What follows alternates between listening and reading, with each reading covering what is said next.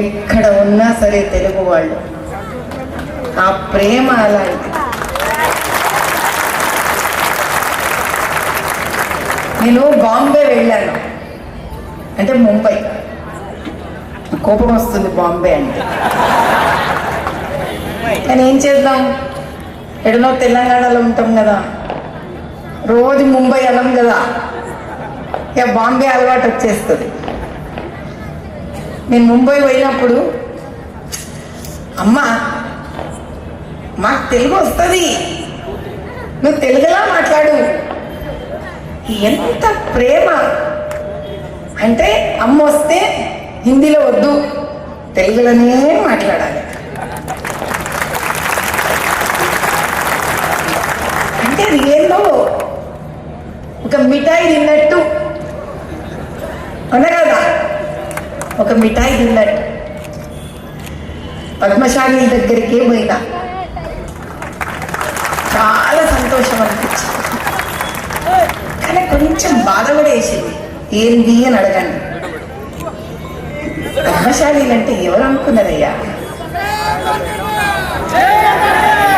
ఒకప్పుడు శ్రీకృష్ణదేవరాయల రాజ్యంలోనంట అగ్గిపెట్టెల చీర వచ్చిందంట. అగ్గిపెట్టెల ఏందబ్బా, అగ్గిపెట్టె తెరిచి చూస్తే తీసకొద్ది ఇంత పెద్ద చీర వెళ్ళింది. వారిని ఇంతగానం చీర బయటికి వెళ్ళింది అనుకుంటే పద్మశాలి వేసిండ్రుగా చీర. చప్పట్లు కొట్టండి. ఆ చేట్ల అంత కళనాయన దేశంలో కళాకారులే ఆ పద్మశాలి ఉంటే. పేర్లనే పద్మం ఉంది, చూసినావా? అంటే ఏడ మర్చిపోతామోనని భగవంతుడు ఎట్లా పేరు పెట్టిండు చూడు, పద్మ. పేర్లనే పద్మం పెట్టదు నిండు. ఈ దినం కోసమేనేమో, మర్చిపోకరా తమ్మి, ఈ పేర్లనే పద్మం ఉంది. బటన్ కొట్టేటప్పుడు ధర పద్మం చూసుకొని బటన్ వస్తుంది. ఇంకా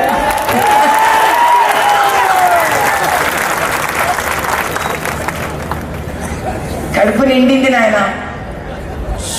5 గంటల ప్రయాణం అలసట ఎడబోయినో కదా. తెలంగాణ నుంచి ఇంత దూరం వస్తే మీ అందరినీ చూసేసరికి ఎంతసేపటి నుంచి కూర్చున్నారో ఏమో. చిన్న చిన్న బిడ్డలు కూడా కూర్చున్నారు. ఆయన రాజకీయాలు నాకు తెలియదు, కానీ ఆడకూతురు పుట్టింటికి వస్తే ఎట్లుంటుందో అట్లుంది మిమ్మల్ని అందరినీ చూస్తే.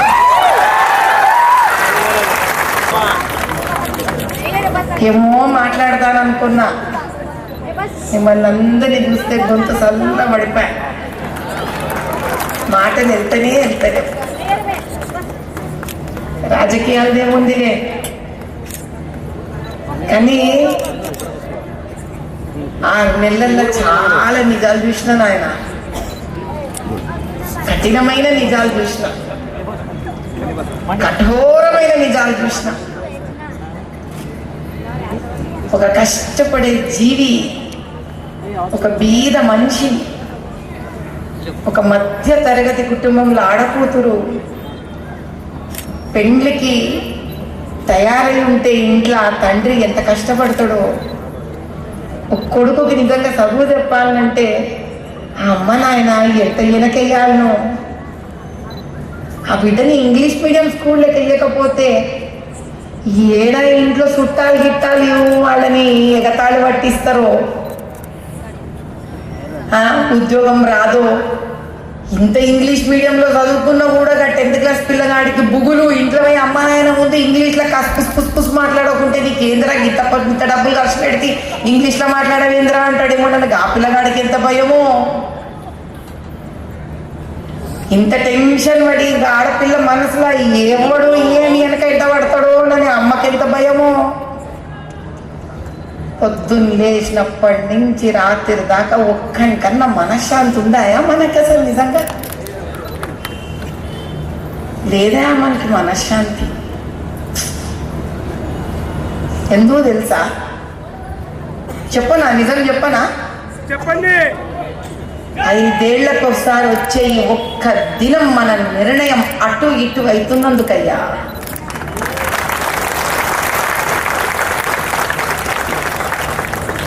నాకు ఇన్నేళ్ళు తెలియలేసా మీ సంగతి, నేను నిజం చెప్తున్నా.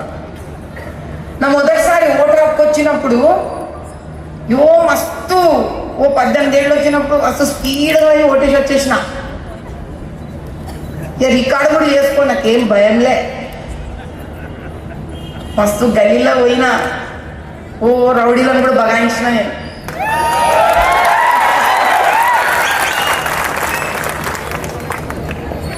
నా పక్కన కార్యకర్తలు కూడా వణికిండ్రు. నేనే ఏం చేస్తాడో ఆడు చూద్దాం తీ అన్నా. ఏముందా, ఈ దినం ఉంటుంది ప్రాణం, రేపటి దినాన్ని పోతా చూడొచ్చున్నావా ఏంది? శివుని ఆజ్ఞ లేదే చీమైనా చిటుకుమన్నదే. ಏನಪ್ಪ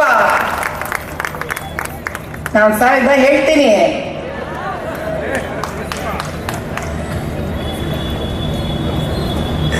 శివయ్య ఆజ్ఞ ಬೇಕು. అయితే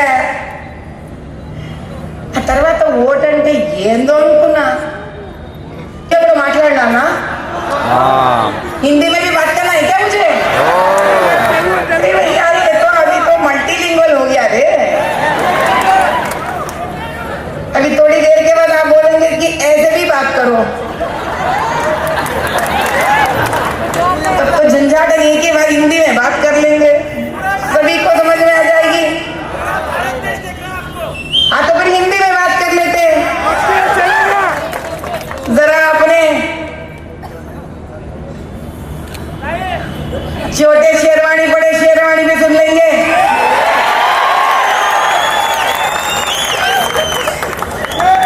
अगर पहुंचना है तो पप्पू को भी पहुंचा देंगे. देश अपना है, मजाल किसी का. 18 साल उम्र तो गुजर गया, पहला वोट तो डाल दिया हमने भारत के नाम पर, कवल के नाम पर. बड़ा जोश था भैया. उसके बाद पढ़ाई, अंग्रेजी पढ़ाई, ठीक ठाक अंग्रेजी में बात कर लेते थे हम. अब आप तो समझोगे.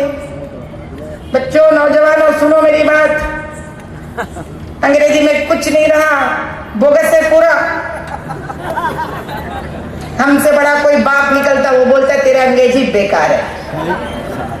कोई ना कोई बाप हमारे लिए तैयार बैठा रहता है जो बोलता है तेरे अंग्रेजी सही नहीं है. हमारा भी अंग्रेजी सही नहीं है बोलने वाले था, तो कहीं अंत नहीं है. लेकिन आज हमारा हिंदी पहचानने वाले, प्रशंसा करने वाले पूरा देश है. देखो, मातृभाषा राष्ट्रभाषा का ये है प्रशंसा. तेलुगु में बात करते तो वो अपने ही प्रशंसा करते हैं, हिंदी में पूछने वाले ऐसे अपने ही भाई रहते हैं. अंग्रेजी में बात करो तो मुंडी हिलाते बोलते समझ में नहीं आया. तो अपने देश में अंग्रेजी बेकार, विदेश जाओगे तो फिर अपनी अंग्रेजी बेकार. जिसको जहां रखना है वहीं रखो. उसके बाद हमने वोट नहीं डाला है क्योंकि उसका महत्व हमने कभी नहीं समझा है. उसका महत्व हमने कभी नहीं समझा है. लेकिन हम जिस क्षेत्र से आते हैं उस क्षेत्र में कई दंगे फसाद होते थे, कई मंदिरें तोड़ते थे, कई खून होते थे. हम तो बड़े छोटे होते थे, ऐसे छोटे बच्चे जिनको कुछ पता ही नहीं चलता था. देखो कितने नन्हे मुन्ने बच्चे कैसे खेल रहे वो लोग, क्या पता है वो लोगों को. माधवी दीदी तो उनको मालूम ही नहीं है. जब तक माधवी दीदी उनके लिए कोई तोहफा नहीं लेके आती, माधवी दीदी कौन पता नहीं है उन लोगों को. ऐसे सरल होते हैं बच्चे. लेकिन हम जिस मोहल्ले में रहते थे, हम 20-25 घर हिंदुओं के रहते थे, एक घर मुसलमान का था। हम इकट्ठा होकर, हम यानी बड़े लोग इकट्ठा होकर मुसलमानों से पूछे, अरे मुसलमान भाई, अगर आप चाहो तो हिफाजत से घर ताला मार लो और आप घर खाली करके चले जाओ, जिस दिन आपको ठीक लगे आ जाओ। तो मुसलमान परिवार ने बोला, नहीं भैया, हम यही हिफाजत से है, हम छोड़ के नहीं जाना चाहते। ये भी सुन रही थी मैं, और मेरा उम्र था 8 या 9 साल। मेरे बगल के घर में और 6 साल बढ़ गए हमारे उम्र। मुसलमान परिवार था जो कांस्टेबल का काम करता था। छोटे उम्र के पति पत्नी थे, तो जो जब निकलते थे बाहर, बहुत बड़े थे हमारे पिताजी, तो हमारे पिताजी के हिफाजत को बोलते थे, चाचा जी कभी घर में करंट जाती है तो जरा मदद कर देना, आपकी बेटी को जरा फ्यूज लगा देना चाचा जी। तो एक दिन ऐसे करंट गया और वो वहां के बगल के वाली वो औरत चाचा जी चाचा जी चाचा जी रोते हुए चिल्लाने लगी। समझ में नहीं आया मेरे पापा को, भागे। मुसलमान और औरत भाग के भागा रहे, एकदम ऐसा मेरे पापा को पकड़ के रोते हुए नीचे गिर गए। चाचा जी आपके बेटे को 16 चाकू मारकर मार डाले चाचा जी। मेरे पापा रोने लगे, समझ में नहीं आया हम सब लोगों को, किसने मारा बेटा? कोई मुसलमान ने मारा बेटा चाचा जी।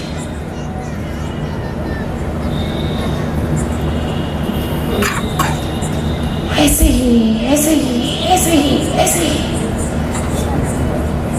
सच्चाई तो ये था कि किसी मुसलमान ने उसके पति को मारा, लेकिन अफवाह फैलाया गया था कि किसी हिंदू ने मारा। क्यों? क्योंकि ऐसा सरकार बन रहा था बार बार बार बार बार बार बार बार, जो इस प्रकार के अफवाह फैलाने में माहिर थे। और ऐसे सरकारों को हम जैसे लोग वोट, अच्छे सरकार को हम जैसे लोग वोट नहीं डाल रहे थे और कोई और उनको वोट डाल रहा था।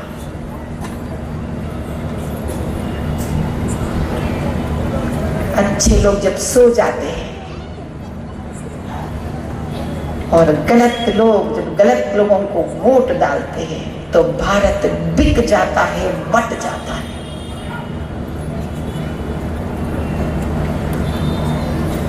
क्या हुआ हरियाणा को? मीरठ में क्या हुआ? आज पश्चिम बंगाल का क्या हालत है? 50 साल हो गया है। तेलंगाना का क्या हालत है? धरने पे धरना कर रहे हम। अगर आप नौकरी नहीं देना चाहते हैं नौजवानों को, क्या मारना पीटना जरूरी है जवानों को? आपसे मैं एक सवाल करती हूँ, मैं तो नहीं हूं ना राजनीति में, मैं नहीं हूं ना राजनीति में। आप में से शायद ऐसे बहुत सारे लोग होंगे जो मेरे से बहुत सीनियर होंगे राजनीति में, कई नौजवान होंगे मेरे से बहुत सीनियर जो है राजनीति में। ऐसे बहुत सारे लोग हैं जो शेरवानी पहन कर कहते हैं जय भीम जय भीम कहते हैं, है नहीं बात सही? आपने कभी सुना शेरवानी लोग जय भीम कहते? झारखंड में आदिवासी लड़कियों को घुसपैठियां मुसलमान घुसपैठियां, भारत के मुसलमान आप भी, मैंने बता दी, एक के बाद एक आऊंगी वहां तक। घुसपैठियां 10-10 लोग अत्याचार करते हैं उनके ऊपर, कभी आपने एक बार भी शेरवानी को या पप्पू को उनके बारे में बात करते हुए सुना है आपने? जोर से सुना है? नहीं। क्यों? ये तो सब गोदी में उठाता है ना फोटो लेने के लिए, गोदी में उठाता है ना फोटो लेने के लिए। क्यों नहीं सुना? अरे यार मैं पूछती हूं, मैंने भी कुछ पन्ने पढ़े हैं कुरान के, मैंने भी पन्ने पढ़े हैं कुरान के। कुरान कहता है, जैसे भगवत गीता कहती है, परधर्मो भयावहा, यानी दूसरा धर्म आपके लिए भयानक है। ऐसा इस्लाम भी अपना धर्म को कहता है, बेटा तो इस्लाम धर्म को मान, दूसरा धर्म को तू नहीं मान सकता।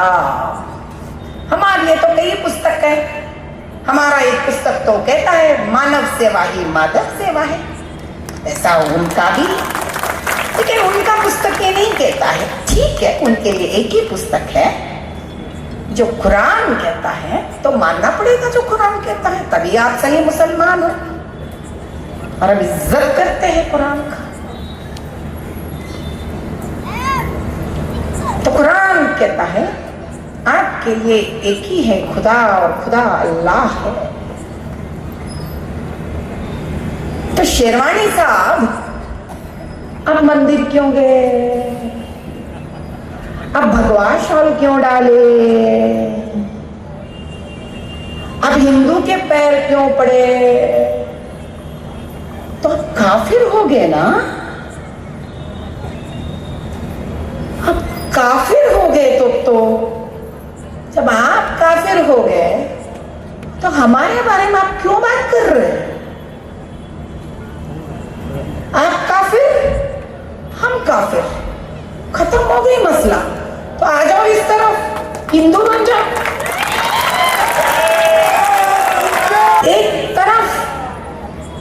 एक तरफ आप बोलते हो राम लल्ला के माता जी को दुर्भाषण कहते हो आप, एक तरफ राम लल्ला के माता जी को दुर्भाषण कहते हो। ठीक है, मर्जी में बताया, छोड़ेंगे नहीं बाबू, हम कतार में, लेकिन हम कभी भी अल्लाह के बारे में नहीं कहेंगे, क्योंकि हम जानते हैं कि अल्लाह का मतलब है शांति। हम नहीं कहेंगे, हिम्मत है मेरे अंदर ये बात कहने की। लेकिन अब यही बंदे की छोटा शेरवानी राम के बारे में सड़न प्यार दिखाता है। आप कहते हो, परसों मैंने सुना है औरंगाबाद में ऐसे ही कुछ बोलते हो छोटे शेरवानी को, हम कोई खेती में बैठकर, ये बड़े शेरवानी ने बताया बात, हम कोई खेत में बैठकर ऐसे ही नमाज पढ़ते रहेंगे तो आप लोग कहते हो ये मेरा है, ये वक्फ बोर्ड का है। अल्लाह ताला दिया हुआ घर है, मस्जिद है, दरगाह है, ये क्या नौबत है भाई खुले खेत में बैठकर करने का? ठीक है, फिर कहीं दूसरी जगह में बैठकर नमाज पढ़ता हूं तो आप बोलते हो कि मैं ये वक्फ प्रॉपर्टी करता हूं। भैया मैं तो पार्लियामेंट में भी बैठकर करता हूं, क्या वो मेरा हो जाएगा? तो बड़ा शेरवानी से मैं अर्ज करती हूं, भाई तब तो हैदराबाद पुरानी बस्ती में वक्फ बोर्ड के शमशानों में से किसके दादा परदादा के मुर्दे उठकर शादियां मना रहे हैं कि शीश महल खड़े हो गए वहां पर। पसमंदे को, जिस पसमंदों का जागीर है वो, वक्फ बोर्ड का जमीन है वो, आज वहां पर इमारत खड़ा कर दिया तुमने, तो कौन से मुद्दे उठकर शीश महल इमारत बनाए वहां पर? दिखाओ मैं उसका खाता, दिखाओ उसका खाता तुमको। पहले उस वक्फ बोर्ड का खाता को बाहर निकालो। ऐसे कितने वक्फ बोर्ड के जायदाद हैं पुराने बस्ती में जो पसमंदों के हैं। पसमंदों का मतलब मानते समझते हो तुम लोग?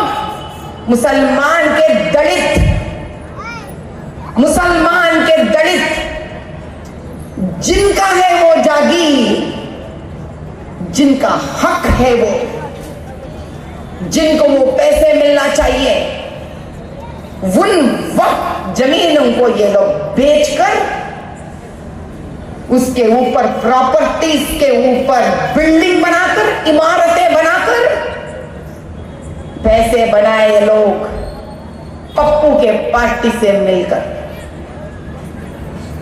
तब तो भैया जिस दिन तुम पार्लियामेंट में बोलोगे, न हिंदू न मुसलमान न ईसाई न जैन न बौद्ध, सब मिलकर लटका देंगे शेरवानी का सिर। वैसा तो हिंदू में हमारा रिवाज है, जिस दिन गृह प्रवेश करते हैं ना, बाहर लटकाते हैं हम। उस दिन एक होकर दिखाएगा भारत, उस दिन एक होकर दिखेगा भारत। पता है आपको,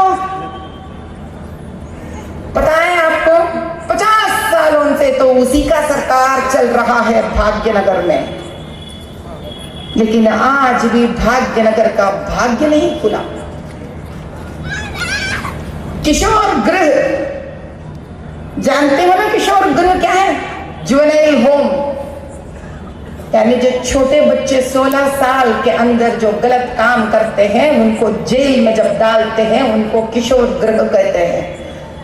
75% मुसलमान के बच्चे हैं उनके अंदर, 75% मुसलमान के बच्चे हैं उनके अंदर। 4 दिन के पहले दिन भी इन्हीं हाथों से उनके घर अनाज देकर आ रही हूं मैं।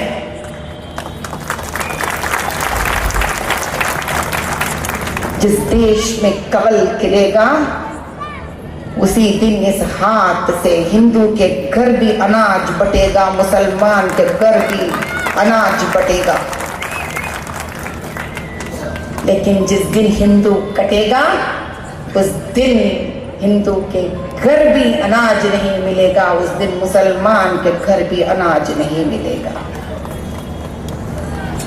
बदनसीबी की तो बात तो ये है भैया, 75 साल पहले हमें अंग्रेज हमारे ऊपर सरकार कर रही थी, हमें गुलाम बनाकर। आज भी पप्पू का मम्मा ही सरकार करेगी तो कैसा? वो भी अंग्रेज, ये भी अंग्रेज। मौका मिले कोई हमें बना दे इटली की प्राइम मिनिस्टर, प्रेसिडेंट। తెలుగులో చెప్పండి అక్క, తెలుగు తెలుగు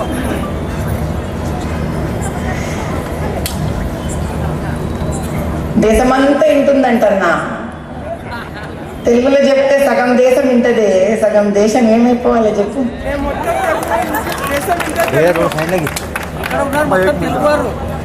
తెలుగు వాళ్ళందరికీ నాదొక్కటే విన్నపం, మహారాష్ట్ర కనుక, మహారాష్ట్ర తల రాత కనుక తెలుగోడు కనుక మార్చగలిగితే మార్చండి.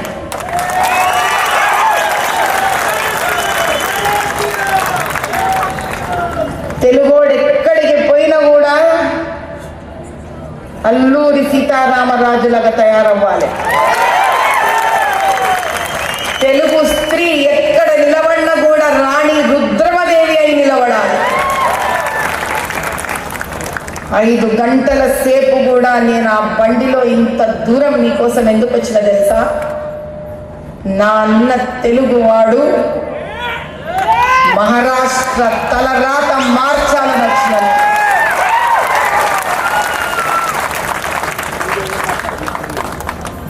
ఇప్పుడే ఉత్తర్ షోలాపూర్లో మాట్లాడేసి వస్తున్నా. వాడికి ఒక్కటే అన్నా, నాయనలారా ఆ బటన్ వస్తే తినము, అరే 4ంటి ఓదాంతి 5ంటి ఓదాంతి అనుకోకు తమ్ముడు.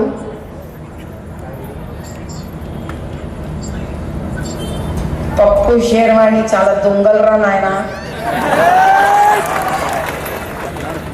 దొంగ దొంగ వీడియోలు తీస్తారు, ఏం చేస్తారో ఏమోరా తండ్రి. 500లకు కొనుక్కుంటారో తెలియదు, 700లకు కొనుక్కుంటారో తెలియదు, 1000 రూపాయలకు కొనుక్కుంటారో తెలియదు, 2000లకు కొనుక్కుంటారో తెలియదు. అరే మీకు ఇంకో కొత్త మాట చెప్పాలి, మా దగ్గర నుంచి 30 మంది కార్పొరేటర్లు 5000 మందిని ఇక్కడికి తోలిండంటాయా స్వామి షేర్వాణి. ఏ అబద్ధం కాదు, ఇది నిజం. 4 రోజులైంది. ఔరంగాబాద్ అంట, సెంట్రల్ ముంబై, నాకు పేర్లు ఎడకించి తెలుస్తుంది. దాని తర్వాత ఈ సెంట్రల్ షోలాపూర్, ఇంకో 2 ప్లేసెస్కి డోలిండంట. ఔరంగాబాద్లో ఆజాద్ కాలేజ్ అని ఏమన్నా ఉన్నదా? అట్లా నేను అన్ని ఓపెన్ చెప్పేస్తా, మనకి పరగడదు. అట్లా ఊరవతలు ఏదో కాలేజీలు ఉంటాయంట, మసీదులు ఉంటాయంట, అక్కడ కూర్చోబెడతాడంట వీళ్ళందరినీ. చాలా జాగ్రత్తగా ఉండండి. ఏమన్నా తేడా కనిపించినట్ట బరిక పెట్ట ఫట్ట ఫట్ట ఫట్ట వేసుకుంటా ఉండేవాళ్ళు. వదిలిపెట్టకండి. ఒక్కదాన్ని కొట్లాడినాడా, ఒక్కదాన్ని అయిపోయి కొట్లాడినా నేను. ఇక్కడ తెలుగు వాళ్ళందరూ తరిమి తరిమి కొట్టండి వాళ్ళని. నా కక్ష ఈడ మీరు తీర్చుకోండి, నేను చెప్తున్నా. మీరు గెలిస్తే నేను గెలిచినట్టే. వస్తా, విజయ జైత్ర యాత్ర చేయనికి వస్తా మీతో పాటు మళ్ళీ.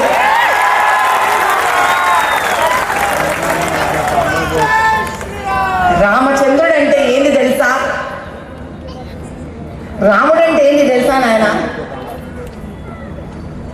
రాముడంటే రాముడిలాగా ఆలోచించడం అయ్యా, అంతేగాని అందరినీ ప్రేమించడం అయ్యా రాముడంటే. వానరుణ్ణి ప్రేమించడం రాముడంటే, రాయిని కూడా ప్రేమించి స్త్రీని చెయ్యడం రాముడంటే, రావణాసురుడికి కూడా పోరా బతుకుపోరా ఇంకొక ఛాన్స్ ఇస్తా అనడం రాముడంటే, రావణాసురుడి దగ్గర ఉన్నా కూడా విభీషణుడు లాంటి వాడు కూడా మంచివాడు ఉండొచ్చేమోనని నమ్మడం రాముడంటే. రాముడంటే ఆదివాసి అయిన సబరి చేతిలో నుంచి ఎంగిలి పండు తినడం రాముడంటే.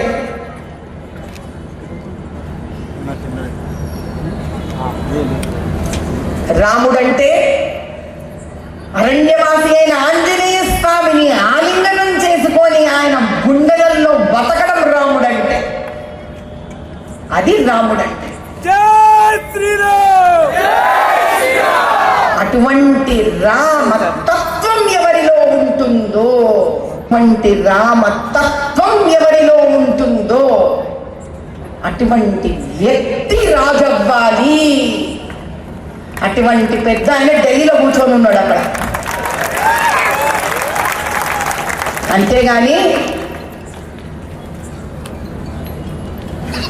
విభీషణుడు రావణుతో ఉన్నాడు కదా, నేను రావణుడికి ఓటేశాడా?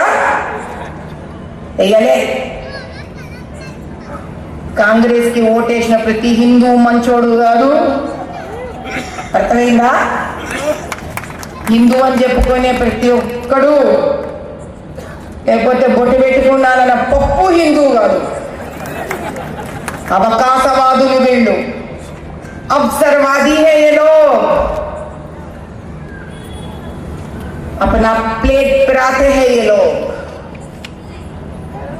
तो मैं कहती हूं पहले तो इस धूल को समझो, भारत की मिट्टी को समझो।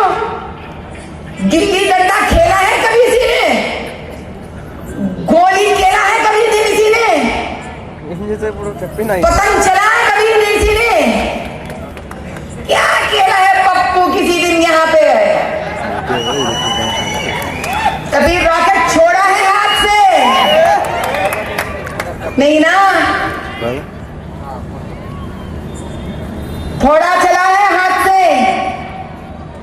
मेहनत करना पड़ता है, छाले आना पड़ता है हाथ में।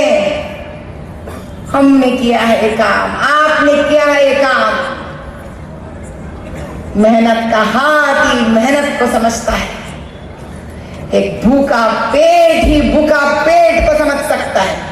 अरे मैं एक सवाल करती हूं आपसे, जवाब है तो जो मुझसे, ऐसा कौन सा जागीर है भैया जो मोतीलाल नेहरू जी ने छोड़ के गया कि पुश्तों से आ रहा, अभी तक खाते खत्म नहीं हो रहा है? नेहरू जी ने नहीं कमाया, जेल गए। इंदिरा जी ने नहीं कमाया, जेल गए। राजीव जी ने नहीं कमाया, राहुल जी ने नहीं कमाया, सोनिया जी ने दहेज नहीं लाया। बोला आज भी खत्म नहीं हुआ है, बढ़ गया है। बेचा तो नहीं ना कहीं? सोचो, खोलो इसको। ये बात आज सिर्फ आपकी नहीं है, ये बात नौजवानों की है, ये बात बच्चों की है, ये बात गर्भवती स्त्रियों की है, जिनके गर्भ में अर्जुन पल रहा है, अभिमन्यु नहीं। ऐसे पद्मव्यूह में उनको फंसाना नहीं आप लोग, ताकि अभिमन्यु बाहर ना निकले। अर्जुन को सिर्फ जन्म देना आज से भारत में, ताकि वो अंदर भी जाए, पद्मव्यूह से बाहर भी निकले। वही है हिंदू धर्म, वही है सनातन धर्म। क्षमा करने का बड़ा दिल है हिंदू को, लेकिन इतना बड़ा दिल को अगर आप रखना चाहते हो, ऐसा क्षमता भी हाथ में रखकर पालन करो। सरकार बनाओ पहले, ऐसा राजा को वहां पर बिठाओ जो ज्ञानी है, जो योगी है, जो मोदी है।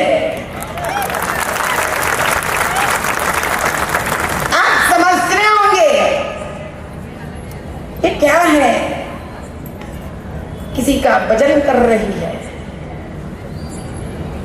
सत्य है भैया। ये तो जो सत्य है वो नित्य है।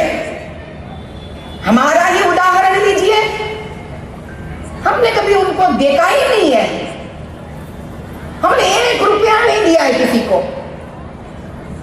फिर भी हमको युद्ध लड़ने का मौका मिला है। इससे ज्यादा जीता जागता हुआ सत्य क्या चाहिए आपके सामने? इदे सत्यम इदे नित्यम। ఈ రోజు ఆకాశం సాక్షిగా, నేల సాక్షిగా, పంచభూతాల సాక్షిగా, ఛత్రపతి శివాజీ ఆత్మ సాక్షిగా, అమ్మవారి సాక్షిగా అందరికీ ఒకటే మాట చెప్తున్నాను. ఏ దేశంలో అయితే కమలం వికసిస్తుందో ఆ కమలంలోనే సాక్షాత్తు మహాలక్ష్మి అధిష్టానం వహిస్తుంది.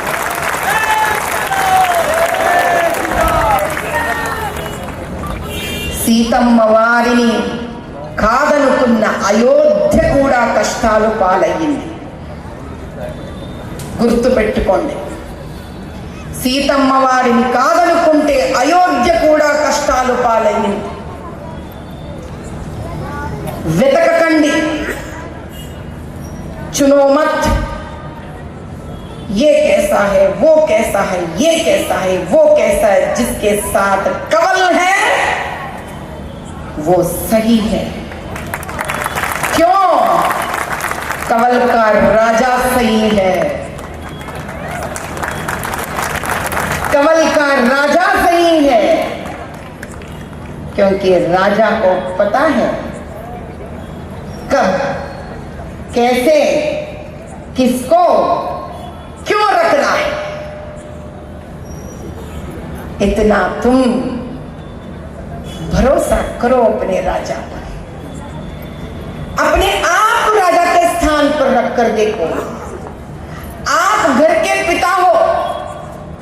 आपको एक उदाहरण देती हूं, एक ही उदाहरण देती हूं आपको। ఒక उदाहरण इस तरह का,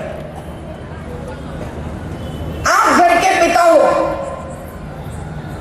कभी नहीं लगता आपके घर में, आपके छोटे को नहीं लगता कि आपने कभी बड़े को ज्यादा प्यार किया? आपके बड़े को नहीं लगता कि आपने छोटे को ज्यादा प्यार किया? सिर्फ आपको पता है आप कब कौन सा निर्णय सही ले रहे हो। जब एक छोटे घर का पिता बनकर आप सही निर्णय ले सकते हो जो आपके बच्चों को समझ में नहीं आता, क्या देश के पिता को नहीं पता है वो क्या निर्णय ले रहा है क्षमता तुम में? हम भी बच्चे हैं इस देश के, पता है उनको क्या करना है, क्या पीछे डालकर जाना है उनको, क्या पीछे डालकर जाना है उनको। अरे भैया सच्चाई तो ये है, उनके पास इटली नहीं है, भारत ही है। भारत माता की जय, भारत माता की जय। नहीं शेरवानी के जैसे लंदन है उसके पास, उनके पास एक छोटा सा घर है, वो सन्यासी है। अरे ये जो लोग हमारे चारों तरफ मंडरा रहे ना कांग्रेस और मयम के नाम लेकर, ये किसी का भला नहीं कर सकते हैं भैया। ये हम सबको लूट कर एक दिन बोरी बिस्तर बनाकर ऐसा लगाकर रफू चक्कर हो जाएंगे ये लोग, तब फिर से गरीबी में यहीं डूब जाएंगे, मैं बता रही हूं। आज के लालच में मत डूबो, आज के लालच में मत डूबो। मैं बाहर अगर निकली हूं हार के बावजूद, हिम्मत से कहती हूं, हार के बावजूद अगर मैं बाहर निकली हूं, इसीलिए निकली हूं ताकि भारत को मैं जिता सकूं।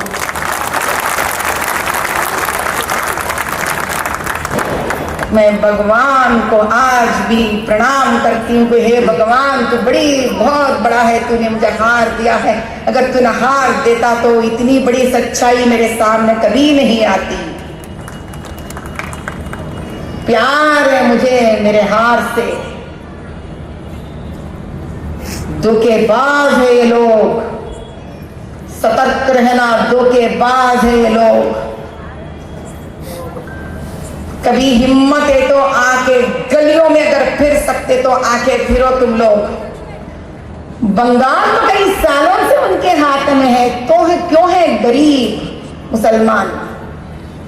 बांग्लादेश तो कई साल उनके हाथ में है, क्यों है वो लोग गरीब। क्यों चाहिए भारत, क्यों घुसपैठिया बनकर भारत के अंदर भी जा रहे लोगों को। पाकिस्तान क्यों है गरीब, इसका मतलब है ये लोग कभी अपने आप को अमीर न बनने देंगे। ये लोग जो खुद के कौम को अमीर न बनने देंगे, वो लोग हमको क्या बनने देंगे भैया, नहीं बनने देंगे ये लोग। जब हम राज करेंगे, हम भी अमीर बनेंगे, इनको भी अमीर बनाएंगे हम लोग।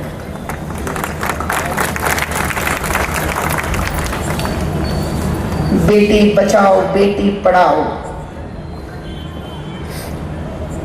क्या किसी टेस्ट था उसको कि मुसलमान बेटी को मत देना, सिर्फ हिंदू बेटी को देना, कहीं था उसके अंदर? नहीं। ये है कि हिंदुत्ववादी का सोच, उन्होंने एक ही सोचा है, जिस भारत माता को, जिस शक्ति को मैं नमन करता हूं, उस देश की हर बेटी शक्ति है मेरे लिए। उस शक्ति का न कोई जात, न कोई पात, न कोई मजहब, वो है हिंदुत्ववादी, वो है राम तत्व। मैं यहां सिर्फ एक तेलुगु से बात करने नहीं आई हूं मैं। हाँ, ये अलग बात है। मेरे तेलुगु के भाई बहनों से मैं विनम्रता से पूछने आई हूं, अगर अवसर पड़ा तो हाथ जोड़ के भी मांगने आई कि ये मेरे तेलुगु भाई अपने दीदी के लिए, बहन के लिए, माँ के लिए तो जरूर मेरे कमल के लिए वोट डाल दे।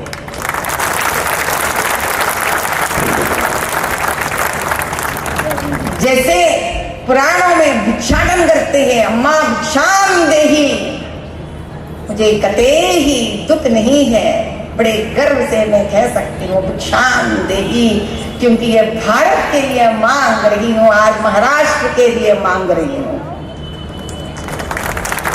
आपके बच्चों के लिए मैं भिक्षाटन के लिए आई हूँ मैं महाराष्ट्र को, शोलापुर को। मेरा भिक्षाटन से अगर महाराष्ट्र का तकदीर बदल सकता है तो बार बार मैं भिक्षाटन करूंगी आपके सामने। बस मैं ही चाहूंगी कि मेरे सांस निकलने से पहले मेरे भारत के घुसपैठियों से, इन खुदगर्ज लोगों से, इन देश के दुश्मनों से विमुक्त हो जाए और मेरे प्रियतम नेता, मेरे बड़े भाई मोदी जी जिस बात को मानते हैं, सबका साथ, सबका विकास, एक कमल का जैसा विकसित हो जाए और ये मेरा प्यारा भारत आर्थिक स्तर पर एक नंबर पर, अव्वल दर्जे पर आ जाए और विश्व गुरु बन जाए। उसके लिए अगर तेलुगु वासी सबसे पहले अपना हाथ आगे बढ़ा दे तो शायद तेलंगाना में रहकर मैं बहुत गर्वित महसूस करूं। इसका मतलब ये नहीं कि किसी और पे मुझे गर्व नहीं है। काफी देर हो गया है, देख सकती हूँ, फिर भी इतने लोग मेरे लिए बैठे हुए हैं।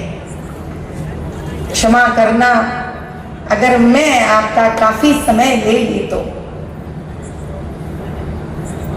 50 साल का मेरा पूजा पाठ, मेरा अनुष्ठान सब आपके लिए ही और भारत के लिए अगर मैं छोड़ सकती हूँ, आज के दिन मैं छोड़ दूंगी।